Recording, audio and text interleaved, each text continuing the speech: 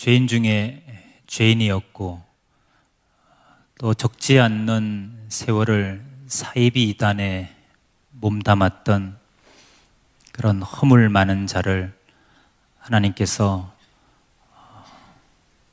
영원히 버리지 않으시고 다시금 찾아와 주셔서 기가 막힐 수렁이었고 또 사망의 음침한 골짜기였던 사이비 이단 신천지로부터 하나님께서 건져내 주시고 또 불러내 주셔서 예수 그리스도의 십자가 곧 복음 앞에서 회심할 수 있도록 은혜를 허락하시고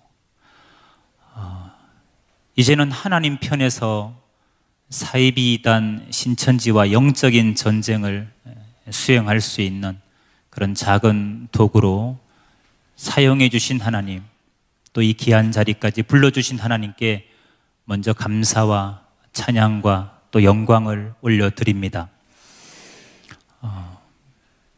저는 원래 장로교 통합 측에서 처음 신앙생활을 시작을 했습니다. 그러다가 1993년 7월 달에 직장을 퇴근한 후에 친구와 만나기 위해서 지하철로 이동을 하고 있었습니다. 그 만남의 장소가 서울 총신대 이수역 근처에서 만나기로 했기 때문에 약속 장소에 도착해 보니 조금 시간이 여유가 있었습니다. 그래서 늘 출퇴근 시간에 읽었던 성경책을 펼쳐놓고 지하철 역사 안 벤치에 앉아서 성경책을 보고 있었습니다. 그때 이제 저에게 다가오신 분이 계셨는데 그분은 본인을 소개하기를 안양에 있는 장로교회를 섬기는 집사라고 본인을 소개하면서 잠깐 옆에 앉아도 되겠느냐고 이렇게 접근을 해 오셨습니다.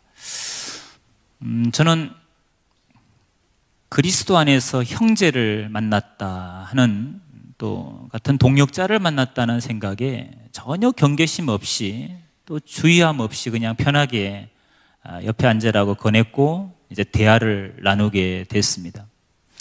그분은 성경책을 읽고 있는 제 모습에 본인이 감동을 받았다 그러면서 칭찬을 해주시는 거예요. 그리고 저에게 이런 날카로운 질문을 던졌습니다.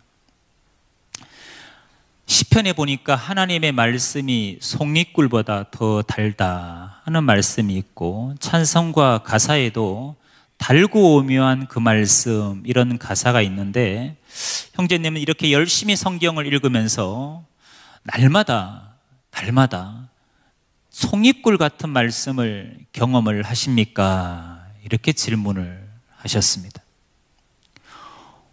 혹 여러분에게 누가 이와 유사한 질문을 했다면 여러분은 어떻게 대답을 하시겠습니까? 여러분 날마다 성경책 읽으면서 송이꿀 같은 말씀을 경험하시죠?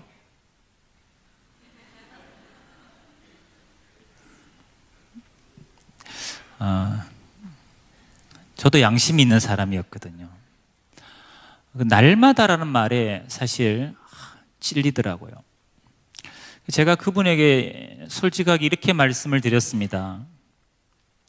제가 성경을 읽기는 읽지만 잘 이해되고 깨달아지는 부분은 송이꿀 같기도 하지만 때로는 성경을 읽다 보면 의무적으로 읽을 때도 있고 또 읽다 보면 난해하고 어려운 부분을 대할 때는 이해가 안 되니까 답답하기도 하고 궁금하기도 하고 깨닫지 못하는 제 자신이 부끄럽기도 하고 그런 적이 한두 번이 아니라고 저는 솔직하게 제 성경관을 저의 신앙생활에 대해서 그분에게 말씀을 드렸습니다. 그랬더니 그분이 마치 당연한 얘기를 들었다 하는 마음으로 저한테 성경책을 잠깐 빌려달라 그러시더라고요. 제가 빌려드렸어요. 그분이 성경 구절을 하나하나 찾으시는 거예요. 그러면서 정말 말씀을 재미있게 읽는 방법을 일러주고 싶다는 거예요. 송이꿀 같은 말씀을 경험할 수 있는 방법을 일러주고 싶다는 거예요. 그러면서 요한복음에 나와 있는 성경 구절을 하나하나 찾아가면서 저한테 보여주셨습니다. 근데 본인은 그 성경 구절을 다 외우고 계시더라고요. 요한복음 1장 1절에서 5절까지, 요한복음 3장 18절에서 21절 말씀, 요한복음 8장 12절의 말씀, 요한복음 9장 4절에서 5절의 말씀, 주로 빛과 어둠에 관련된 구절들을 하나하나 찾아가면서 저에게 이런 식의 성경 해석을 해주시는 거예요. 자연계에 보면 빛이 있고 어둠이 있어서 빛이 비추면 어둠이 다 빛 앞에는 떠나가게 되고, 또 빛이 있음으로 인해서 모든 사물이 밝히 드러나게 되고, 또 빛이 있음으로 인해서 사람도 동물도 식물도 이렇게 생명을 유지할 수 있는 것처럼 성경에는 하나님 예수님께서 영적인 빛과 어둠을 우리에게 소개를 해 주셨는데, 요한복음을 쭉 읽어보니까 영적인 빛이 뭐냐? 바로 예수님이 세상의 빛, 생명의 빛으로 오셨기 때문에 예수님이 영적인 빛이라는 거예요. 그리고 그분이 오셔서 생명의 말씀을 전파하셨는데, 그 생명의 말씀이 우리의 무지하고 어두운 심령에 생명과 깨달음을 주는 빛이라는 거예요.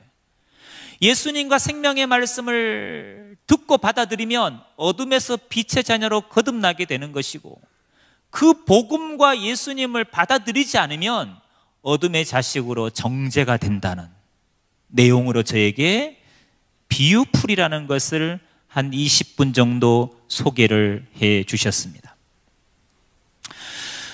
그분의 그 성경 해석을 제가 곰곰이 들으면서 솔직하게 말입니다, 제가 그분의 그 해석이, 성경풀이가 옳은지 그른지 이런 분별력, 판단력은 저에게 없었습니다.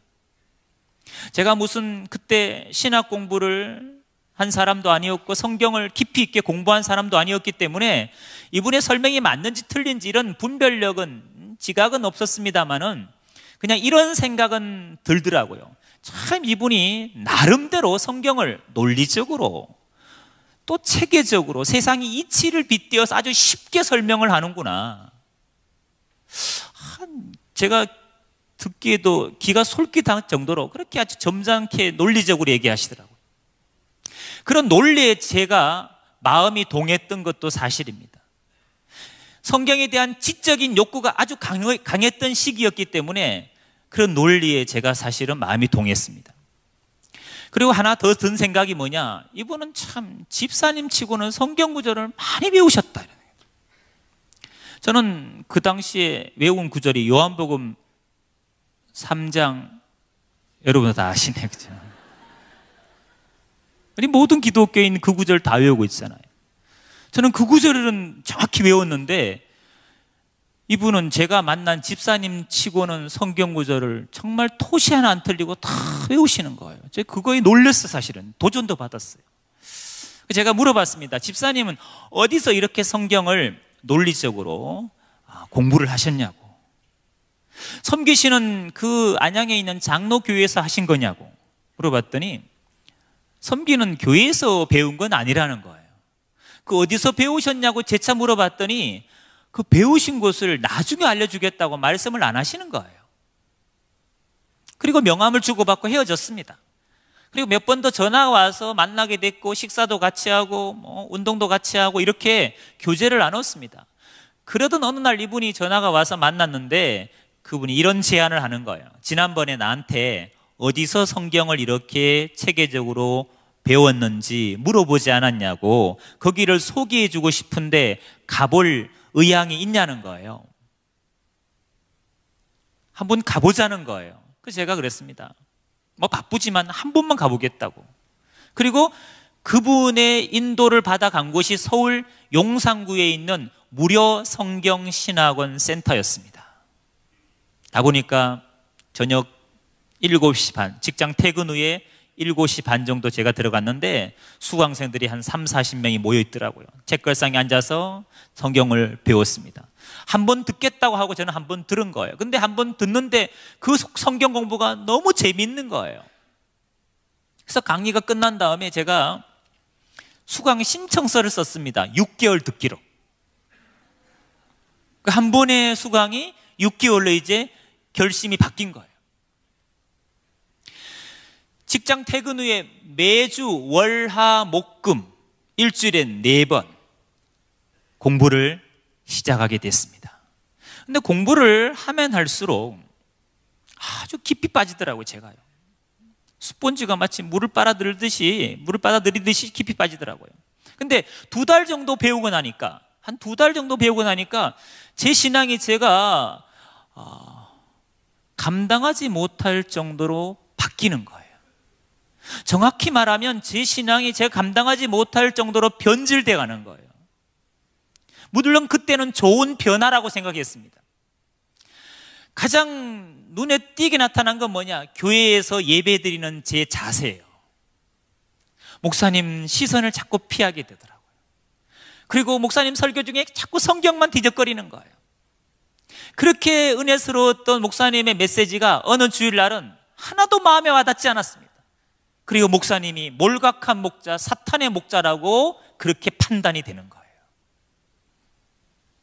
같이 신앙하던 지체들이요, 말씀도 모르고 비유풀이도 모르고 예언서도 모르고 계시록도 모르고 진리도 깨닫지 못한 그런 불쌍한 지체들로 판단이 되는 거예요. 제가 심적으로 너무 힘들었습니다. 괴로웠습니다. 그렇게 판단이 되고 비판이 되니까 괴롭더라고요. 그래서 제가 교회 문제로 인해서 고민을 하게 됐습니다. 내가 이 교회를 떠나야 되나? 아니면 이런 거 다 무시하고 그냥 섬겨야 되나? 이런 고민을 하게 됐습니다. 2달 정도 지나니까 그 무료 성경 신학원 센터에서 이제 강사 전도사들이 잘 따라오니까 이제 노골적으로 자기들의 본심, 흑심을 드러내는 거예요. 그들의 결론은 이거였습니다. 오늘날 기성교회, 장로교, 감리교, 성결교, 침례교, 순복음이라는 기존 교회들은 다 바벨론이라는 거예요. 다 귀신에 처서고 만국이 다 비진리에 미혹되었기 때문에 거기서는 구원이 없다는 겁니다.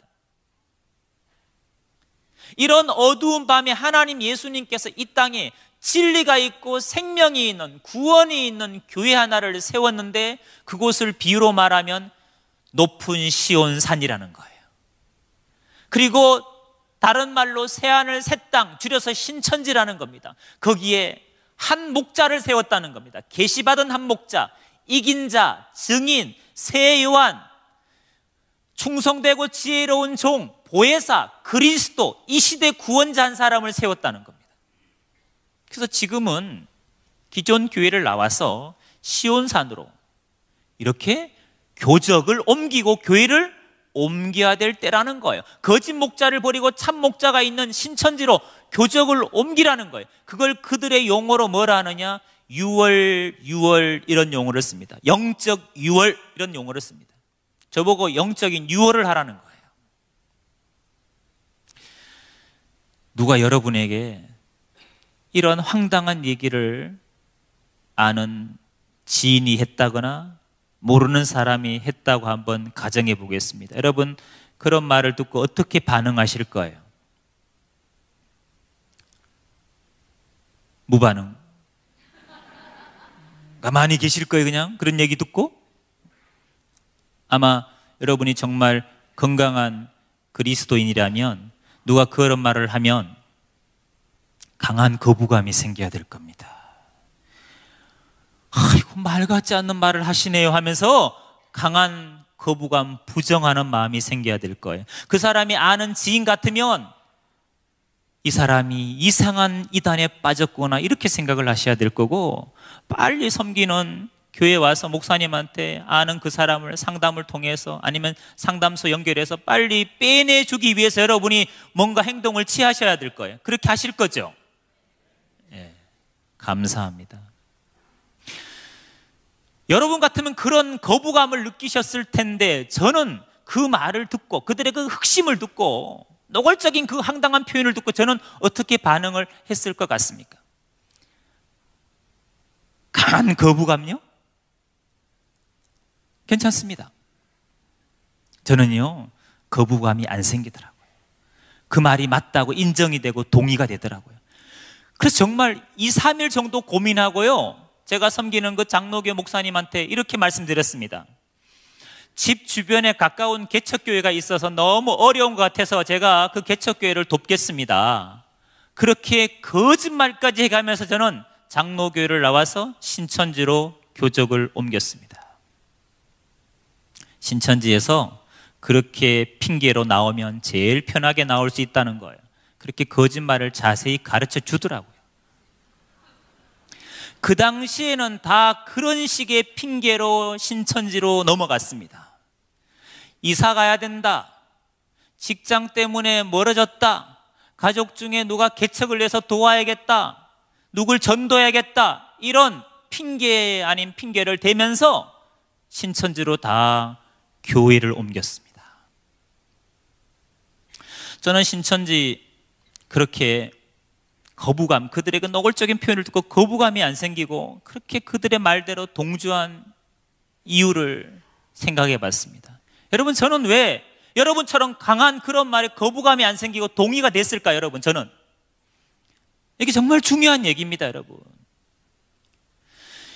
2달 동안 매주 월화 목금 하루 2시간 반 동안 뭘 했습니까? 제가 무료 성경신학원 센터에서 성경 공부를 했습니다. 여러분,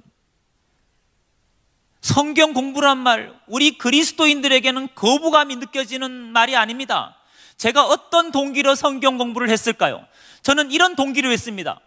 제가 어차피 평생의 신앙생활을 할 거, 기왕이면 하나님의 말씀인 성경을 알고 신앙을 하면 나에게 영적으로 유익하지 아니할까? 이런 동기로 시작한 겁니다. 여러분, 2달 동안의 그 성경 공부는요, 저의 지각을 이미 망가뜨려 놨습니다. 분별력을 잃게 했습니다. 분별이 안 된 거예요. 그래서 그런 흑심을 듣고도 동의가 되는 거예요. 여러분, 그릇된 성경 공부가 여러분 영혼에 미치는 치명상이 있습니다. 여러분, 그래서 교회밖에 검증되지 아니한 성경 공부에 대해서 경계하는 거예요. 교회가. 성경 공부란 말은 정말 좋은 말입니다. 그러나 바른 성경 공부인지 그릇된 성경 공부인지는 여러분이 반드시 검증을 하셔야 됩니다. 성경관이 바뀌니까 구원관도 바뀌고 영생관도 바뀌고 신앙관도 180도 바뀌더라고요. 말 같지 않는 말도 믿어지는 거예요. 성경관이 바뀌니까 그 말 같지 않는 교주도 구원자로 믿어지고 메시아로 믿어지더라고요. 육체가 죽지 않고 영원히 산다는 게 그들의 영생교리입니다. 그것도 믿어지더라고요. 성경관이 바뀌니까. 그래서 여러분, 성경 공부를 절대로 가볍게 생각하시면 안 됩니다. 옳은 성경 공부는 여러분의 믿음과 구원을 확증할 겁니다. 저는 신천지 미혹되어서 교회를 옮기고 난 다음에 제일 먼저 한 일이 뭐냐? 저는 다니던 직장에 사직서를 냈습니다. 줄도 없고 백도 없는 사람이 어렵게 직장을 내갔는데 사직서를 냈습니다. 왜 사직서를 냈느냐 하면 신천지 가서 설교를 듣고 강의를 듣다 보니까 지금은 직장 다닐 때가 아닌 거예요. 대학생들 같으면 학업에 막 열중할 때가 아닌 거예요. 가정생활, 사회생활에 충실한 사람은 신천지 가보니까 믿음이 없는 사람이에요. 신천지가 요구하는 믿음이 없는 거죠. 신천지가 요구하는 믿음은 신천지 역사를 위해서 14만 4천을 포교해서 신천지를 완성하는 그 역사를 위해서는 기꺼이 직장도 포기하고 학업도 포기하고 이혼을 해서 가출을 해서라도 그들은 거기에 올인하게끔 끊임없이 요구합니다. 그게 신천지가 요구하는 믿음입니다. 그래서 강사 교육을 받고 94년도부터 신학원 센터에서 강의를 시작했습니다. 96년도에 서울 금천구 요한집합 금천교회를 개척을 해서 2006년까지 14년 동안 적지 않은 세월을 사이비 이단 신천지에 몸담으면서, 그것도 가르치는 일을 하면서 교주의 수족이 되어서 종노릇을 했습니다. 이런 허물 많은 자에게도 주님이 찾아오셔서, 제가 14년 동안 믿고 가르쳤던 신천지 핵심 교리가 있는데 그게 실상교리와 영생교리입니다. 근데 그 실상교리, 영생교리가 비성경적이고 반복음적이라는 사실을 저는 14년 만에 주님의 은혜로 눈뜨게 됐습니다. 그래서 성도들 앞에 양심 선언을 하고 2006년 말에 신천지를 탈퇴하게 됐습니다. 한국교회의 암적인 존재지요. 개인적으로는 영육을 피폐케 하는 조직이죠. 가정을 깨뜨리는 조직 아닙니까? 이혼을 조장하고 가출을 조장하는 이런 사이비 집단은, 이건 종교도 아니라 이건 사교다는 생각이 들어서 신천지와 싸움을 시작하게 됐습니다. 이 사역을 하면서 평일날은 주로 저희는 상담을 합니다. 신천지에 미혹된 사람을 대상으로 회심시키는 상담을 하고 있습니다. 이렇게 주일날은 세미나를 하지만 말입니다. 근데 이 일을 하면서 저희 이단 전문가들이, 이단 상담사들이 가장 힘들어하는 게 뭐냐? 여전히 해마다 적지 않는 그리스도인이 사이비 이단 신천지에 넘어간다는 현실입니다. 여러분, 제가 나올 때 신천지인이요, 전부 합쳐서 12지파 합쳐서 약 4만 5천 명의 인원이었습니다. 그게 23년 동안 미혹한 수예요. 근데 고작 6년 7년 만에 여러분, 신천지가 그 수를 배가시켰습니다. 작년 그들의 교인 수를 보니까 10만 2천 명입니다. 부산 경남권에는 12지파 중에 2지파가 부산 경남권을 포섭을 하고 있습니다. 신천지가.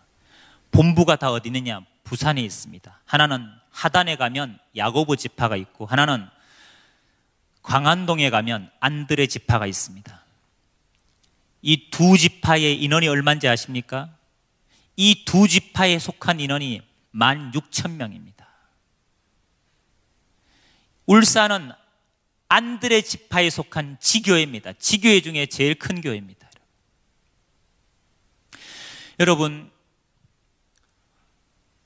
해마다 15,000에서 2만 명이 여전히 신천지로 넘어가고 있습니다. 여러분, 신천지인들이 처음에는 기독교인을 대상으로 포섭했습니다. 지금은 불신자의 비율이 50대 50입니다. 기독교인 50, 불신자 50이에요. 그러나 신천지 교인 중에 70%는 다 누구냐? 바로 정통교회에 있던 그리스도인이었습니다. 장로교, 감리교, 성결교, 침례교, 순복음 다니던 우리 옆자리에 앉아있던 우리 형제여 자매들이었어요. 여러분, 해마다 새가족 초청해서 전도해서 한 영혼, 천하보다 귀한 한 영혼 여러분 주님께로 인도하는 거, 여러분 그거 쉽습니까? 쉽지 않습니까? 해마다 한 10대명씩 전도하시죠? 여러분, 한 영혼을 주님께 인도하는 게 하나님이 허락하시지 않으시면, 또 우리가 헌신하고 사랑으로 우리가 기도하지 않으면 이루어지지 않습니다. 그렇게 우리가 힘들게 전도한, 그래서 교회란 울타리 속에 들어온 양이 된 거 아닙니까? 우리 양떼 아닙니까? 주님, 목자 되는 주님을 따른 양인데, 이 울타리를 말입니다, 이리가 교묘하게 허물고 넘어오는 거예요. 그것도 양의 탈을 쓴 이리가 돼서. 겉은 양이죠. 양이에요. 속에는 노략질한 이리예요. 이리가 양의 탈을 쓰고 들어와서 양들을 늑탈해 간 겁니다. 여러분, 사이비단 신천지에 빠진 사람 70%는 바로 교회가 잃어버린 양입니다. 우리가 잘 지키지 못해서 잃어버린 양입니다. 우리가 깨어있지 못해서 잃어버린 양들입니다. 그 잃어버린 양을 누가 찾아올 수 있을까요? 이거는 불신자들이 할 수 있는 일이 아닙니다, 여러분. 교회는요, 주님의 지상 명령을 쫓아서 복음을 전하는 일을 맡았습니다. 그래서 우리가 복음을 전하잖아요. 불신자를 신자로, 신자를 교회에서 잘 양육해서 주님의 제자로 세우는 일, 이게 우리 교회의 사명입니다. 또 하나의 사명이 있습니다. 이런 양을 찾아와야 됩니다. 사이비단에 빠진 사람이 나와 아무 관계가 없는 사람이 아니라 바로 우리가 회복시켜야 될 대상이라는 거죠. 야고보서 5장 19절 20절의 말씀처럼 말입니다. 내 형제들아, 너희 중에 미혹되어 진리를 떠난 자를, 미혹되어서 진리를 떠난 자, 진리가 예수 그리스도인데 예수 안에 왔다가 진리 안에 왔다가 진리를 떠난 자를 누가 돌아서게 하면, 너희가 할 것은 죄인을 미혹한 길에서 돌아서게 하는 자가 그 영혼을 사망에서 구원하며 허다한 죄를 덮을 것이니라. 여러분, 사이비단에 빠져 있는 사람, 우리가 기도하고 우리가 그들을 회심시켜 줘야 됩니다. 우리가 그 잃은 양을 찾아와야 됩니다. 그들은 다 우리의 친척이고 다 아는 사람들입니다. 형제입니다, 여러분. 그런 생각으로 여러분이 기도해 주시기를, 또 관심을 가져주시기를 부탁드리겠습니다. 사실 교회마다 경계를 안 하는 게 아닙니다. 끊임없이 담임 목사님께서 설교를 하시고 또 이런 세미나도 하시고 주보에 광고를 내시면서 이단 신천지를 경계하고 있음에도 여전히 넘어가는 이유는 제가 봤을 때 무관심인 것 같습니다. 무관심, 무감각. 무슨 말이냐 이런 거예요. 아직까지도 신천지 이단의 문제가 나와는 아무 관계 없는 거예요. 이 문제를 그냥 삼자의 입장으로 객처럼 강 건너 불구경하는 식으로 이 이단 문제를 바라보는 사람들이 여전히 우리 교회 안에 있다는 사실입니다. 이단과의 전쟁이 나의 전쟁이 아니라 타인의 전쟁인 것처럼 그냥 방관하시는 분이 여전히 있다는 사실입니다. 이런 거 쉽게 말하면 나는 절대로 사이비 이단 같은데 안 갑니다, 목사님. 이런 거잖아요, 여러분. 뭐 이웃에 섬긴, 이웃 교회를 다니는 김 집사는 믿음이 연약하니까, 아니면 누구는 새신자니까 혹 넘어갈지 몰라도 나는 뭐 제자 훈련도 받았고, 나는 뭐 집사고, 나는 권사고, 나는 누가 무슨 말해도 사이비단 신천지 같은 데는 안 갈 거라는 생각을, 내 가족은, 내 교우는 이런 생각을 한다는 거예요. 여러분 그런 생각 하시죠? 그게 문제라고요. 그런 생각은 여러분 좋은 생각이 아닙니다. 나는 절대로 안 가, 이런 생각보다는 이것이 더 성경적인 생각입니다. 저를 따라 한번 복창해 주시면 감사하겠습니다. 나도 성령 안에서 말씀과 기도로 깨어있지 아니하면 사이비 이단에 혹할 수도 있다. 어떤 분이 저에게 이런 질문을 했습니다. 실장님, 도대체 신천지는 어떤 사람이 가요? 제가 그분에게 이렇게 말씀드렸습니다. 누구든지 갑니다. 깨어있지 않으면 누구든지 갈 수 있습니다. 누구든지 깨어있지 않으면 저들의 희생양이 될 수 있습니다. 신천지에는요, 전직 목회자도 있고요, 신천지는 전도사도 있고요, 전도사는 하도 많아 수도 못 셉니다. 장로도 있고 권사도 있고 안수집사도 있고 새신자도 있고 모태신앙도 있고 여러분 다 있습니다. 여러분 깨어있지 않으면 누구든지 갈 수 있는 것입니다. 여러분 관심을 여러분 가져주시기 바랍니다. 오늘 우리 본문의 말씀이 마태복음 24장 3절에서 5절까지 말씀이었습니다. 여러분 이 내용이 뭡니까? 예수님이 감람산에 계실 때 제자들이 종용이 와서 주님께 질문을 했습니다. 어느 때 이런 일이 있겠사오며 주의 임하신가 세상 끝에는 무슨 징조가 있사오리까? 주의 임하신가 세상 끝에 징조를 제자들이 예수님께 물어본 거예요. 예수님의 첫 답변이 여러분 뭡니까? 난리 난다는 겁니까? 기근 지진이었습니까? 그 이전에 하신 말씀은 이겁니다. 예수께서 대답하여 가라사대 너희가 사람의 미혹을 받지 않도록 주의하라. 뭘 주의하라고요? 미혹하는 사람이 있다는 거예요. 사람이 미혹한다는 겁니다. 그것도 한둘이 아니라는 거예요. 우죽순처럼 많다는 겁니다. 5절에 보니까 많은 사람이 내 이름으로 와서 이르되 나는 그리스도라 하여 많은 사람을 미혹하리라. 저 그리스도가 너무 많다는 겁니다. 여러분 오늘날 사이비 이단은 신천지만이 아니잖아요. 정말 관심 있게 보시면 우리는 어렵지 않게 이단에 속한 사람을 만날 수 있고 볼 수 있습니다. 하나님의 교회 들어본 일 있죠? 안상옥 증인회입니다. 안상옥이를 아버지 하나님으로 믿고 있고 그 부인 장길자를 어머니 하나님으로 믿는 종교입니다. 거기는요 200만이 넘었습니다. 교회 수가 세계적으로 2200개입니다. 여러분 만만하지 않습니다. 몰몬교, 안식교, 구원파는 또 얼마나 파벌 또 많습니까? 박옥수파, 이요한, 권신찬. 여러분 우리가 관심만 가지면 이단은 그렇게 어렵지 않게 볼 수 있습니다. 여호와 증인 얼마나 많습니까 여러분? 이게 여러분 주님이 말씀하신 때의 징조인 줄 믿습니다. 그래서 이 이단이 이렇게 많은 것은 하나도 이상한 일이 아니에요. 교회에서 이단을 경계하는 건 하나도 이상한 일이 아니에요. 이거는요 주님의 말씀이 그대로 이루어진 거예요. 초대교회도 마찬가지입니다.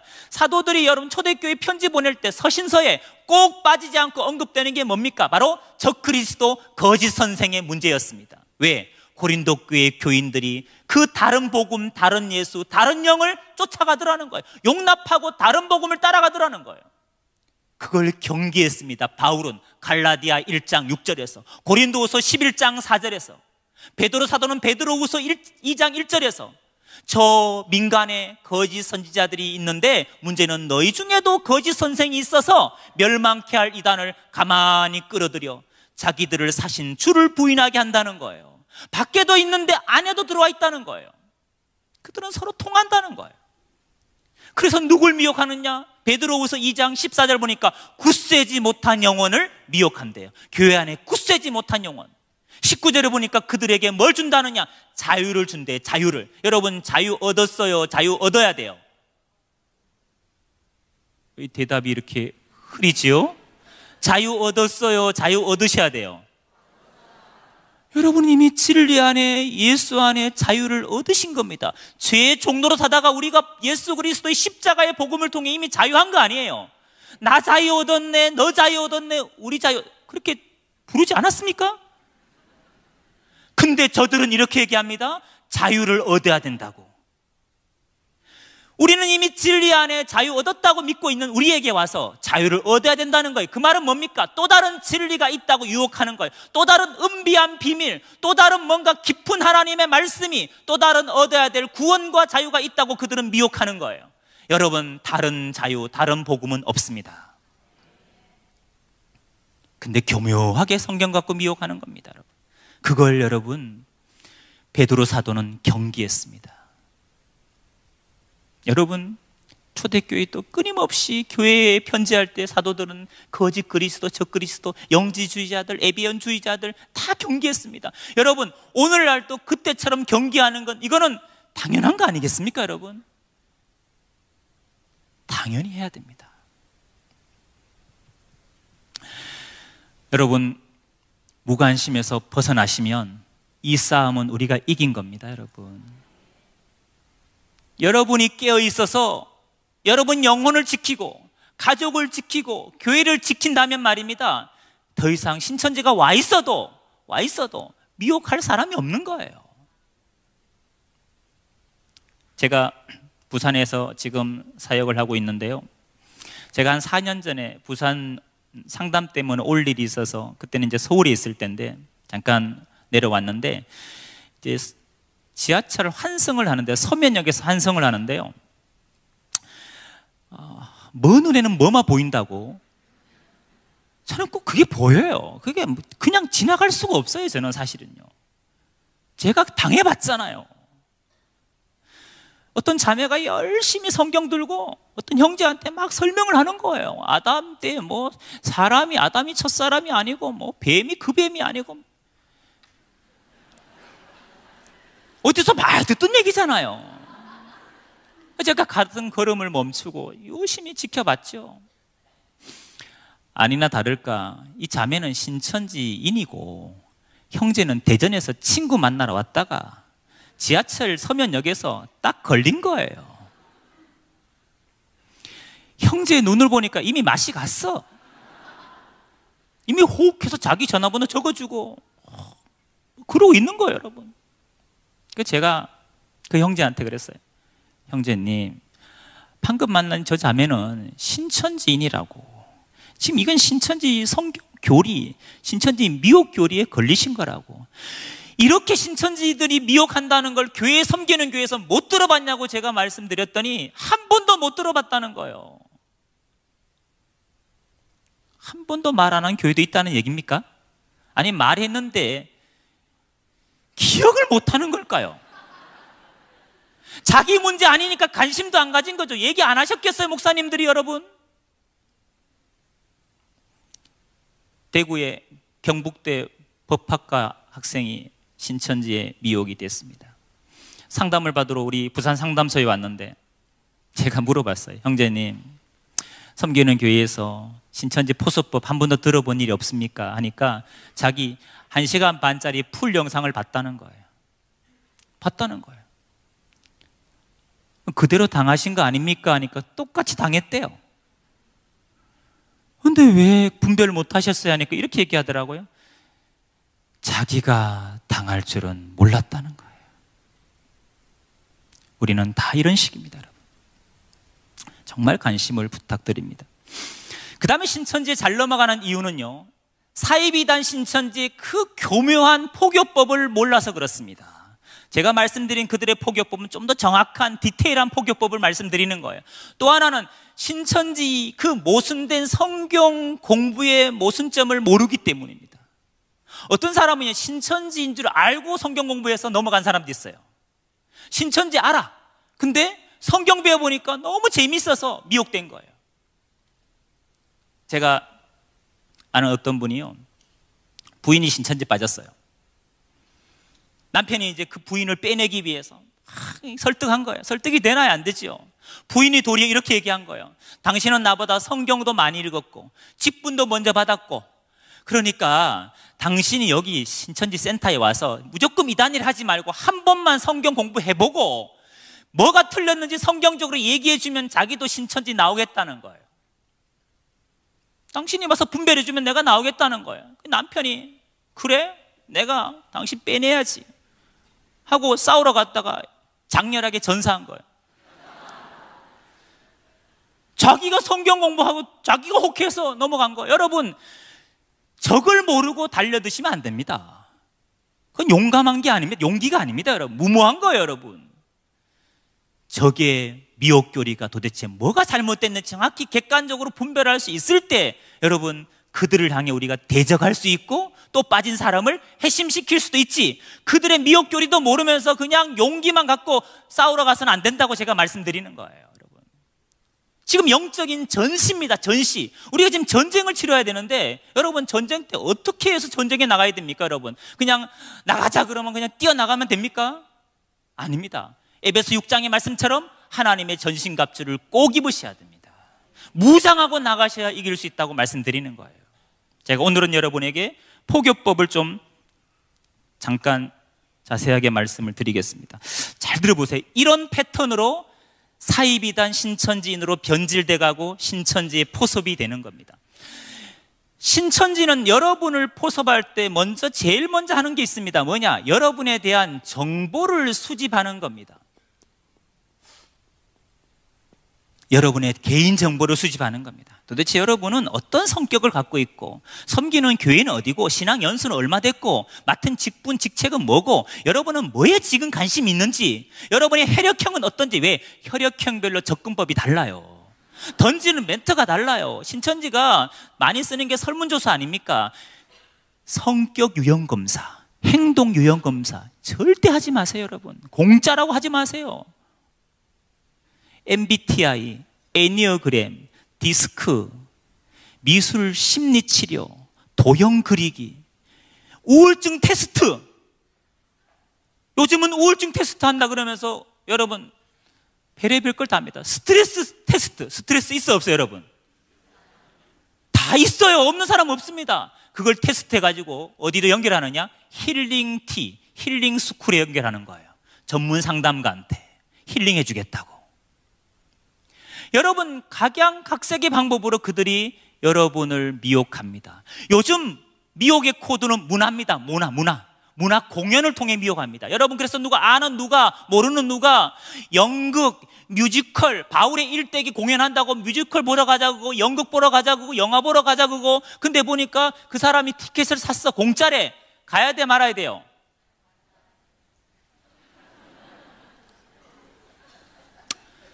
여러분, 지금 부산의 모 대학의 뮤지컬 학과에 저희는 10명 정도가 신천지인이라고 명단을 받고 교수님한테 의뢰를 했더니 그게 기독교 대학입니다. 근데 교수님이 확인해 보니까 20명이 넘어요. 20명이. 그 뮤지컬 학과의 그 선후배 관계 속에서, 친구 관계 속에서 다 포섭이 된 거예요, 여러분. 모 대학의 연극 영화과 5, 6명이 미혹됐고, 여러분. 그들이 그런 인재들을 미혹해서 뭐 하느냐? 연극 공연을 하는 거예요, 여러분. 그러니 프로처럼 잘하죠. 교수님이 여쭤보니까 다 똘똘하고 잘하는 친구들이래요. 그런 애들이 다 넘어간 거예요, 여러분. 여러분의 정보를 먼저 수집합니다. 정보 수집은 가장 많은 방법이 이겁니다. 여러분이 아는 누가 신천지에 미혹됐다고 가정합시다. 그 한 사람을 앉혀놓고 신천지인은 뭐 하느냐? 그 사람과 관계된 모든 지인, 단 기독교인 먼저 모든 지인들의 개인 정보를 조사하는 겁니다. 이름부터 해서 핸드폰 번호부터 해서, 요즘은 카톡에 다 떠요, 안 떠요? 여러분, 모르는 사람이 전화하고 아는 척하고, 여러분 기독교인 사칭하고 정말 조심하셔야 됩니다, 여러분. 그 미혹된 사람을 통해 모든 가족과 친척과 같이 신앙했던 교우들, 친구들, 그들의 개인 신상을 다 조사하는 거예요. 특별히 그 사람의 기도 제목, 그 사람의 최근에 뭐에 관심이 꽂혀 있는지, 이런 관심사를 파악해서 그들은 계획을 세웁니다.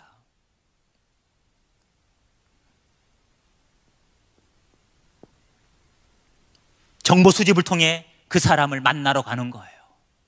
그리고 그 사람과 친밀한 교제의 관계를, 신뢰관계를 구축하는 거예요. 이 관계 형성을 두고 뭘 하느냐? 신천지 용어로 섭외라 그러면 섭외. 이게 관계 형성이에요. 근데 문제는 알고 접근한 거예요? 모르고 접근한 거예요? 나를 너무 잘 알고 나의 성향을 너무 잘 알고 접근하는 거예요. 그래, 이 사람들이 해주는 모습을 보면 정말 천사처럼 잘해줍니다. 물심양면으로. 교회에서 사랑 많이 받으시죠? 그것의 2배 정도 생각하시면 되는 거예요. 자, 좀 더 한번 쉽게 그림으로 표현해 볼게요. 못 그리는 그림이지만. 자, 여기에 뭐로 보이죠? 여러분 자신이라고 하면 가정해 보겠습니다. 자, 나에 대한 정보를 이미 신천지가 다 파악을 했어요. 어떻게 파악했다고요? 제가 방금 말씀드렸잖아요. 방금. 가족, 친척, 친구, 같이 신앙했던 교우, 아는 지인을 통해서 파악한 겁니다. 그리고 그 파악된 정보를 가지고 신천지가 나를 뭐 하느냐? 추수하기 위해서 자기들은 뭐라 사칭하느냐? 추수꾼이라 그래요. 추수꾼. 그 나를 열매 맺기 위해서, 쉽게 말로 포섭하기 위해서, 그들 입장으로 말하면 전도하기 위해서 어떻게 하느냐? 기본적으로 3명에서 7명이 팀을 만듭니다. 한 명이 접근하는 게 아니고 팀으로 접근합니다. 각자 컨셉을 정하지요. A라는 신천지인은 나하고 길에서 우연히 만난 것처럼, B는 커피숍에서, 직장에서, 가정에서 호별 방문한 것처럼, 우연히 만난 것처럼, 그 우연을 가장한 계획적이고 의도적인 만남을 만들어가는 거예요. 무슨 만남요? 우연을 가장한 계획적인 만남. 누구만 우연이냐? 나만 우연이에요. 이들은 계획한 겁니다. 우리 신앙인들은 누구를 우연히 만났다고 생각을 잘 안 해요. 다 하나님이 계획하시고 섭리하셨다고 생각하잖아요. 이런 우리 생각을 그들이 알까요, 모를까요? 알아요. 그래서 나도 곧 우연이 아니라 하나님의 계획으로 받아들이게 돼 있고, 그들은 그렇게 유도를 해요. 근데 이게 하나님이 계획한 게 아니고 신천지인들이 여러분을 포섭하려고 작당을 한 거죠, 사실은. 자, 이렇게 해서 접근한 문제는 나를 안다는 거죠. 나를 안다. 내가 지금 자녀 때문에 힘들어하고 있는지, 내가 지금 가정 문제 때문에 힘들어하고 있는지, 내가 지금 육체 건강이 좋지 않아 힘들어하고 있는지, 내가 이성 문제 때문에 고민하고 있는지 알아요. 그래서 자녀 문제 때문에 고민하고 있으면 자녀 독서 지도사 연결해주고, 심리 상담 전문가를 연결해주고 그러는 거예요.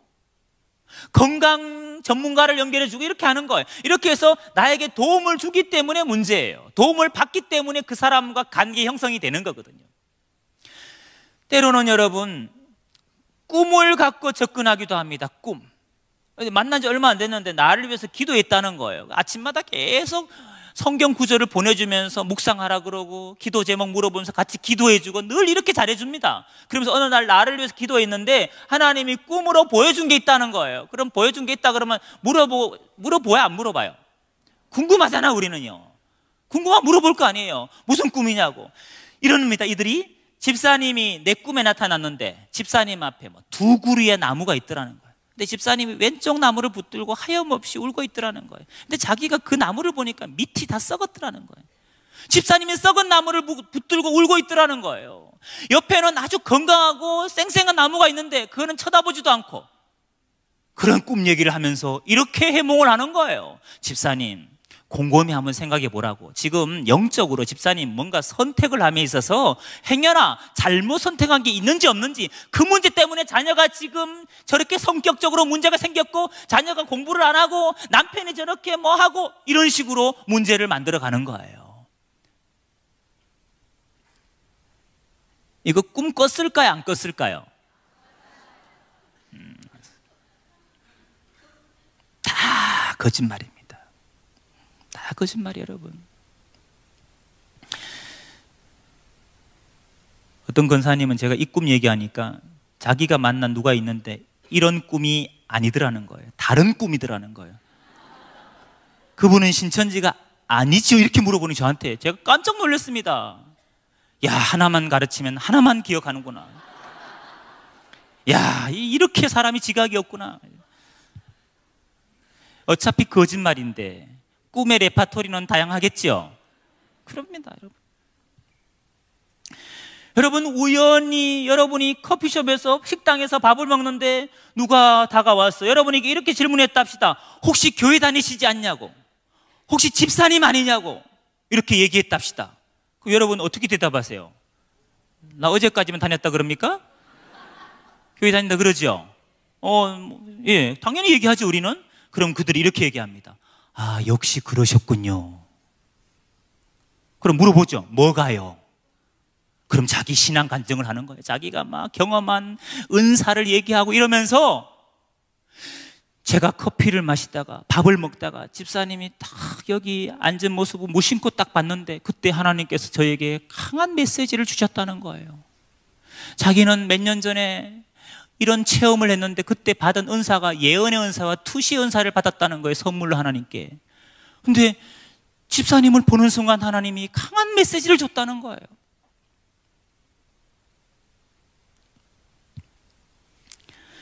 집사님 혹시 최근에 이러이러한 기도한 적 없습니까? 자녀가 지금 학업적으로 이런 문제가 있지 않습니까? 남편이 지금 사업적으로 이런 문제가 있지 않습니까?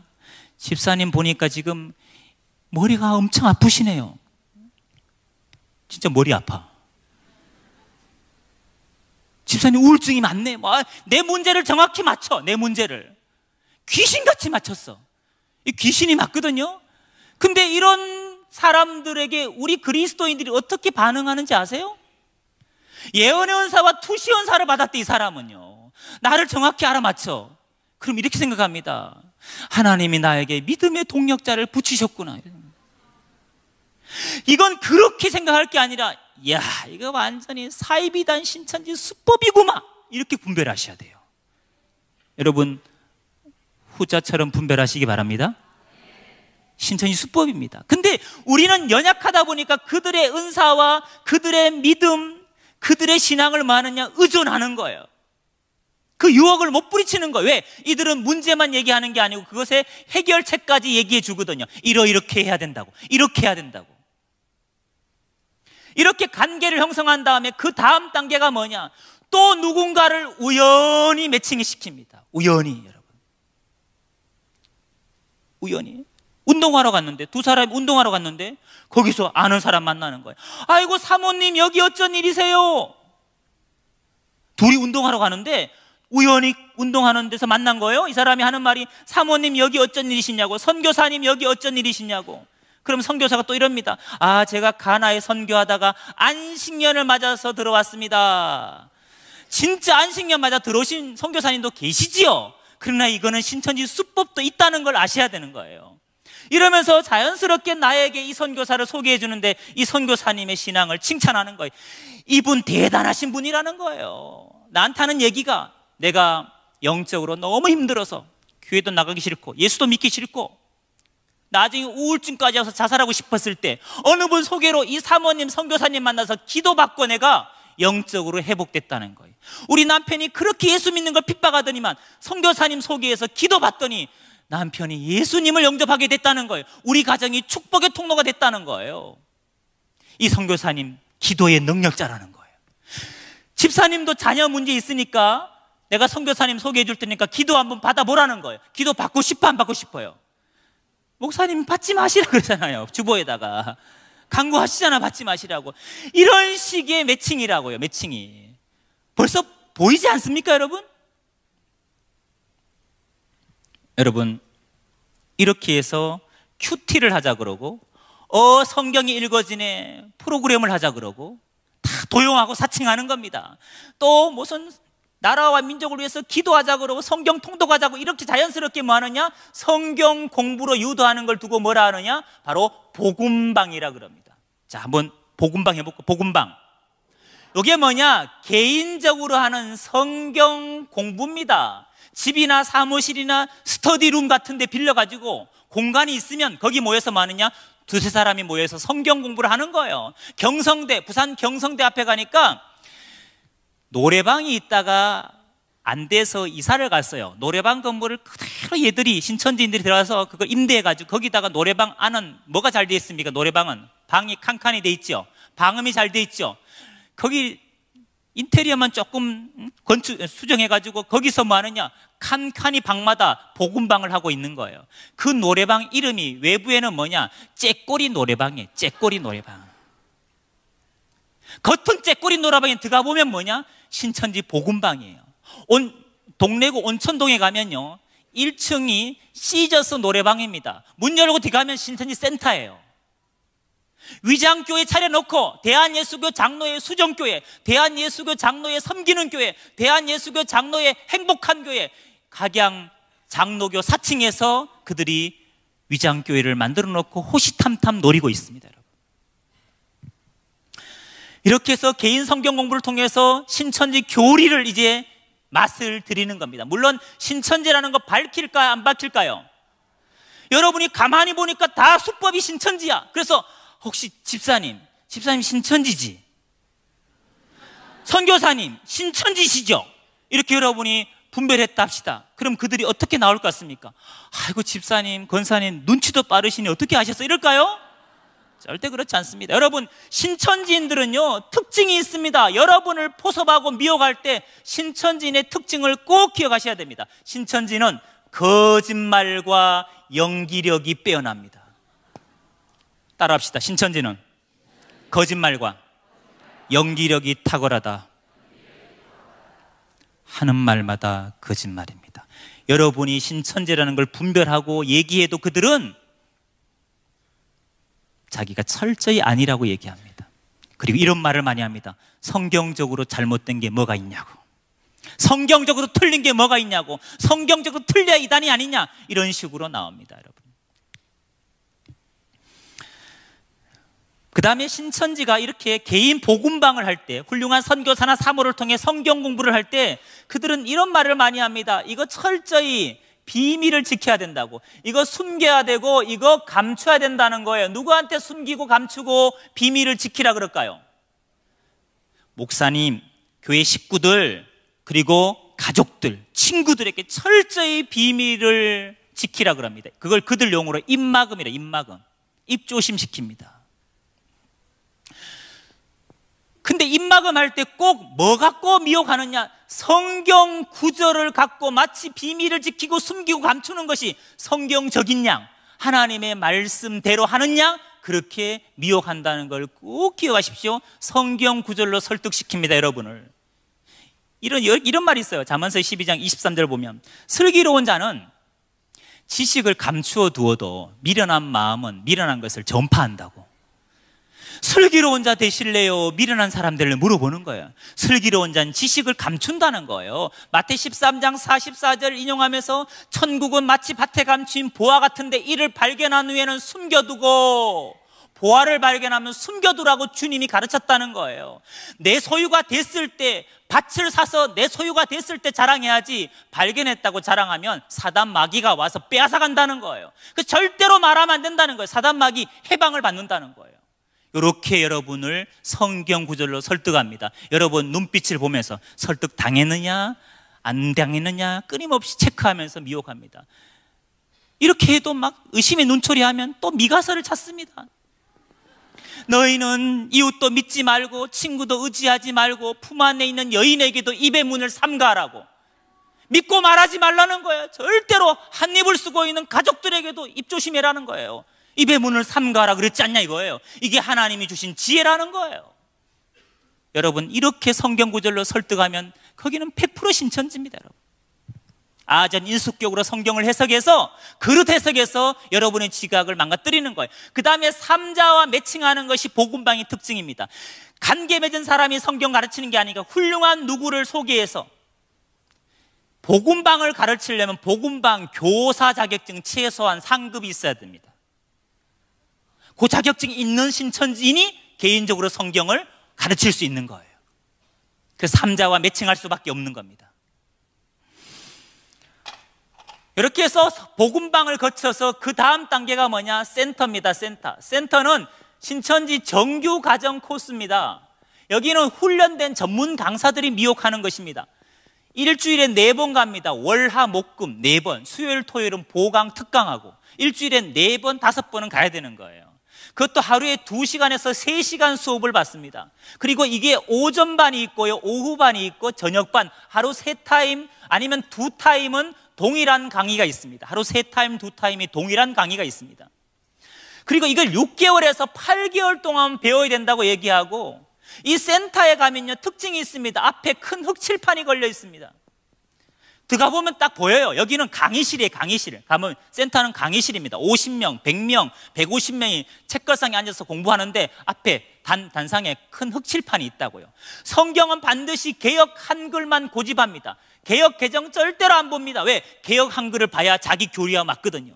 그리고 강사의 강의가 끝나면 전도사들이 분반 모임을 하면서 그날 배운 걸 암기하게 하고 프린트물을 내주면서 내일까지 외우라고 그러고 그 다음날 시험까지 보면서 기억하게 합니다. 또 배운 걸 스피치를 시켜가면서 그걸 세뇌시켜가는 겁니다. 이게 센터 과정입니다. 자, 근데 이 복음방에서 센터 넘어갈 때 꼭 거치는 단계가 뭐냐? 면접을 본다는 걸 기억해 두시기 바랍니다. 입학 원서를 쓰고 사진 한 장을 제출하고, 그리고 주민등록증을 카피해서 제출해야 됩니다. 면접 볼 때 이렇게. 직장 다닐 때 면접 보는 게 아니에요. 신천지 복음방에서 센터 넘어갈 때도 면접 봅니다. 근데 이걸 면접 보는 이유가 이 센터는 아무나 가는 게 아니라는 거예요. 그래서 다짐을 받고 배운 복음방에서 배운 걸 다시 한번 복습을 해가면서 철저히 세뇌시킵니다. 그리고 어렵게 다 합격시켜 줍니다. 근데 어렵게 합격이 돼야 잘 배우더라고요. 쉽게 되면 안 배워요. 근데 어렵게 되면은 아무나 갈 수 없는 것에 갔다는 그런 자부심으로 또 끝까지 배우는 거예요. 여러분, 이 센터에서 이제 신천지인으로 변질되는 겁니다. 그래서 아무리 여러분이 지각이 없어도 센터에서는 꼭 분별을 하셔야 됩니다. 그 다음에 이제 마지막 단계가 교회, 신천지 교회 가서 그들식의 예배와 훈련을 받는 겁니다. 사실 이들은 훈련 프로그램이요, 상상을 초월합니다. 정신교육도 받습니다. 체력 훈련도 받습니다. 무박 3일로 정신교육 받기도 합니다. 그 프로그램이 이런 게 있습니다. 성도들을 공원이나 이런 산 같은 데 불러가지고 저녁 7시에 불러가지고 11시까지 훈련시킵니다. 뭐 하느냐? 앞으로 취침, 뒤로 취침, 좌로 굴러, 우로 굴러 선착순 시켜가면서 그리고 산 정상까지 올라가기 전에 먼저 신천지에서 지은 죄를 회개하라는 거예요. 열심히 전도 안 한 죄, 열심히 말씀 공부 안 한 죄, 누굴 미워한 죄, 죄를 다 회개하라는 거예요. 그 죄짐의 무게만큼 돌을 들라는 거예요. 양심껏 큰 거 들었던 사람은 그걸 정상까지 들고 가야 됩니다. 그리고 중간에 가다가 땅을 파서 누우라 그럽니다. 자기 누울 자리 파서. 그리고 눈, 코, 입 놔두고 흙을 덮습니다. 당신은 죽었다는 거예요. 살려주세요 외치라는 거예요. 빼내줍니다. 당신 죽었다 살았으니까 이 목숨 누구 위에 드려야 되느냐? 이긴 자 위에서, 신천지 위에서 드려야 된다는 거예요. 이런 비인격적이고 비도덕적인 훈련을 시킵니다. 이렇게 무장된 사람이 다시 여러분을 포섭하기 위해서 이렇게 활동하는 겁니다. 여러분, 제가 신천지로 넘어가는 변질되는 일련의 과정을 1, 2, 3, 4, 5번 이렇게 자세하게 말씀드렸습니다. 어디서 분별하시는 분이 지각이 있으신 분일까요? 여기는 선견 지명이 있어야 된다니까요. 여기는 나중에 알게 되죠. 어떤 경우냐? 누가 나한테 다가와서 나를 잘 알아맞추고 신천지 사주팔자도 맞추는 거 아시죠? 보살로 가장한 컨셉도 있습니다. 보살. 무신론자한테는 그렇게 접근합니다. 사주팔자 맞추면서. 진짜 맞췄겠어요? 정보 수집의 힘이겠어요? 정보 수집의 힘입니다. 자, 누가 나한테 잘해요. 너무 잘해요. 날 잘 맞춰. 또 사람도 괜찮은 것 같아. 그때 여러분 이 생각하셔야 됩니다. 이 사람이 혹시 거짓말과 연기력이 탁월한, 또 내 정보를 이미 내 가족이나 친척이나 친구나 교우를 통해 이미 알고 우연을 가장한 계획적인 만남을 연출한 신천지인이 아닐까, 혹시 이 생각을 하셔야 돼요. 근데 아니야 다를까, 재밌게 같이 등산도 하고 밥도 먹고 재밌게 지냈는데 어느 날 우연히 누군가를 연결했어. 그래서 성경 공부하고 기도 모임 하재, 교회 밖에서 어떤 신앙의 모임을 하재요. 그렇게 제안을 받았으면 그것은 혹시가 아닙니다. 뭐예요? 역시입니다. 역시. 그리고 비밀 지키라 그러고 삼자 매칭했잖아. 이건 신천지 복음방이 틀림없습니다. 여기서는 분별했으면 좋겠습니다. 근데 혹시라고 생각 못하면 역시 분별 못하는 거 아시죠? 그래, 여러분 아무리 여러분 귀가 얇고 보이스피싱도 몇 번 속아보고 이런 분 있잖아요. 아무리 그래도 여러분 이 이단 문제는 다른 거예요. 여러분 영혼과 가정을 파괴하기 때문에 그런 문제하고 다른 거예요. 그런데 면접 봤다 그러면 정신이 번쩍 들어야 되는 거예요. 그리고 가보니까 칠판이 있어. 이거는 말할 것도 없는 거예요. 신천지예요. 그때는 빨리 여러분, 그들이 무슨 말로 여러분 설득하더라도 보따리 사가지고 냉정하게 끊고 섬기는 교회 와서 숨기지 마세요. 여기 가서 공부한 거 죄가 아닙니다. 숨기지 마시고 다 상담을 통해 해소를 하셔야 되고요. 또 이런 언행과 행동을 하는 사람이 있으면, 말하는 사람이, 미혹하는 사람이 있으면 정말 그 영혼을 사랑한다면 빨리 목사님하고 상담해서 더 깊이 중독되기 전에 회복시켜 줘야 될 줄로 믿습니다. 여러분, 지금은 영적으로 전시라고, 평시가 아닌 전시라고 말씀드렸습니다. 여러분 영혼을 스스로 지킬 수 있는 힘이 있어야 됩니다. 꼭 이 영적인 싸움에서 승리하시기를